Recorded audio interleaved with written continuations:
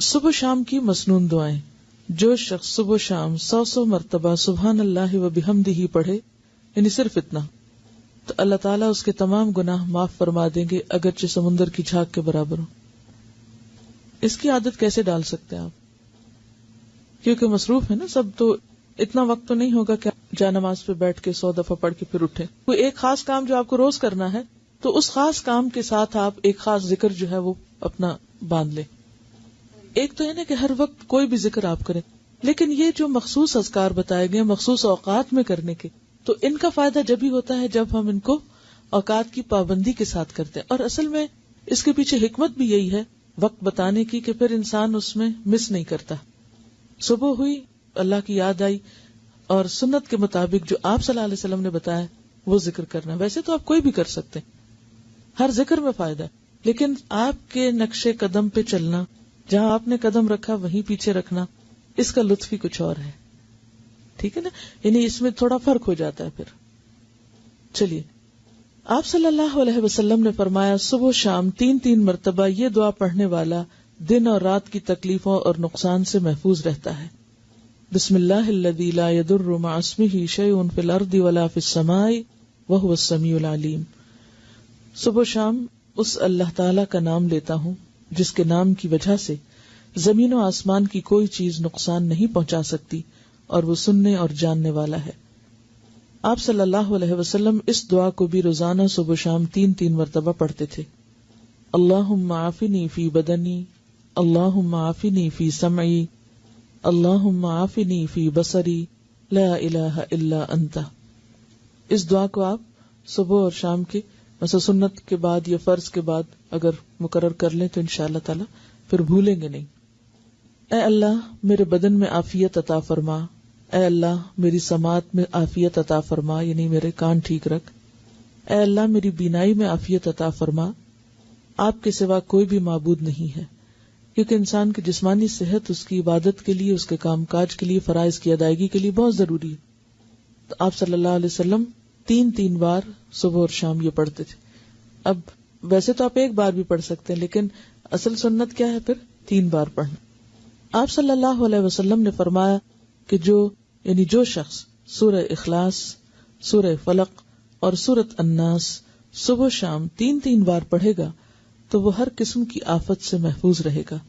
ترمذی کی روایت ہے. آپ صلی اللہ علیہ وسلم نے سیدہ فاطمہ رضی اللہ تعالی عنہا کو ہر صبح و شام یہ دعا مانگنے کا حکم دیا تھا، یعنی آپ نے اپنی بیٹی کو یہ دعا سکھائی تھی. یا حی یا قیوم برحمتک استغیث فاصلح لی شأنی کلہ ولا تکلنی الی نفسی طرفۃ عین. اے ہمیشہ زندہ اور قائم رہنے والے، آپ ہی کی رحمت کا واسطہ دے کر فریاد کرتا ہوں کہ میرے سب کاموں کو درست کر دیں اور مجھے میرے نفس کی طرف پلک جھپکنے کی دیر کے لیے بھی حوالے نہ کریں. اس کا کیا مطلب ہے؟ مجھے میرے نفس کے حوالے ایک پلک جھپکنے کی دیر بھی نہ کریں. کیوں؟ مجھے مسلسل اپنی حفاظت میں رکھیں، میں بھٹکنے نہ پاؤں. ومن یکفر بالطاغوت، تو طاغوت میں سب سے پہلے خود اپنا نفس آتا ہے. ان النفس لامارۃ بالسوء. اور اگر انسان اپنے نفس کی باتیں ماننے لگ جاتا تو کبھی بھی پھر وہ اللہ کی بات نہیں ماننے دیتا. تو انسان نفس کے حوالے ہوا نہیں اور پھسلا نہیں اور گیا نہیں. ٹھیک ہے، تو اس لیے یہ دعا بھی بہت اہم ہے اور بہت ضروری ہے. تو نفس کے حوالے ہونے کا مطلب کیا ہے؟ برائی کی طرف جانا. اس میں آپ دیکھیے کہ آپ سارا دن عہد کریں گے میں نے یہ نہیں کرنا ہے، ایسا نہیں بولنا، ایسا نہیں کرنا، اور لمحے بھر کے لیے کیا ہوتا ہے؟ منہ سے بات نکل جاتی، آپ ایک دم غصے میں آ جاتے ہیں، آپ ایک دم وہ کہہ آتے ہیں جو سویر سے وعدہ کر رہے تھے شام تک کہ اب آج سے میں نے یہ جملہ نہیں بولنا یا یہ کام نہیں کرنا. وہ لمحے بھر کے لیے آپ نفس کے حوالے ہوئے اور گئے. تو یہ دعا بہت ہی زبردست دعا ہے کہ یار اب میں تو اپنے آپ پر، خود پر ایک لمحے کے لیے بھی بھروسہ نہیں کر سکتا، لمحے کے لیے بھی مجھے نہیں ادھر جانا، کیونکہ ہمارے ساتھ نفس بھی ہے، شیطان بھی ہے. تو یہ ایسے دشمن ہیں، ایسی طاقتیں ہیں کہ جن کا مقابلہ ہم تنہا نہیں کر سکتے، یہ صرف اللہ کی مدد سے ہو سکتا ہے.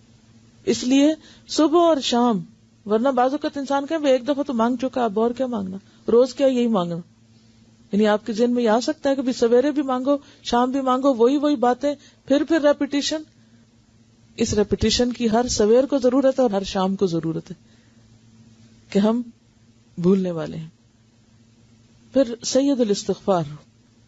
آپ صلی اللہ علیہ وسلم نے فرمایا جس نے صبح و شام صدق دل سے سید الاستغفار کو پڑھا اور اسی دن یا رات فوت ہو گیا تو وہ جنت میں داخل ہوگا. اب آپ دیکھیں اللہ تعالیٰ نے بخشش کے کتنے سامان کیے ہیں. ایک چیز کر لو، دوسری کر لو، تیسری کر لو. یعنی یہی اس کی رحمت ہے کہ اس نے چھوڑا نہیں بھٹکنے کے لیے، یا اللہ بندوں پہ ظلم نہیں کرتا. لیکن اگر بندے خود ہی غفلت کے شکار رہیں اور کسی بھی چیز سے فائدہ نہ اٹھائیں تو پھر جبر نہیں کرتا اللہ تعالیٰ. سید الاستغفار یہ ہے: اللہم انت ربی لا الہ الا انت خلقتنی وانا عبدک وانا علی عہدک ووعدک ما استطعت اعوذ بک من شر ما صنعت ابوء لک بنعمتک علی وابوء بذنبی فاغفر لی فانہ لا یغفر الذنوب الا انت. اے اللہ، آپ ہی میرے رب ہیں، آپ کے سوا کوئی عبادت کے لائق نہیں. آپ نے مجھ کو پیدا کیا ہے اور میں آپ کا بندہ ہوں، اور میں اپنی طاقت کے مطابق آپ سے کیے ہوئے عہد اور وعدے پہ قائم ہوں. میں اپنے برے اعمال کے وبال سے آپ کی پناہ چاہتا ہوں. میں آپ کی نعمتوں کا اقرار کرتا ہوں، یعنی جو بھی آپ نے نعمتیں مجھ پر کی ہیں ان سب کا اعتراف کرتا ہوں، اور اپنے گناہوں کا بھی اعتراف کرتا ہوں. یعنی ایک طرف تو نے مجھے اتنا کچھ دیا اور دوسری طرف میرے گناہوں کے ڈھیر ہیں. آپ میرے گناہوں کو معاف فرما دیجئے، کیونکہ آپ کے سوا کوئی بھی گناہوں کو معاف نہیں کر سکتا. یعنی کسی انسان، کسی جن، کسی فرشتے کے اختیار میں نہیں کہ وہ بندے کے قصور معاف کر سکے. اصل معافی اللہ ہی کی طرف سے ہے.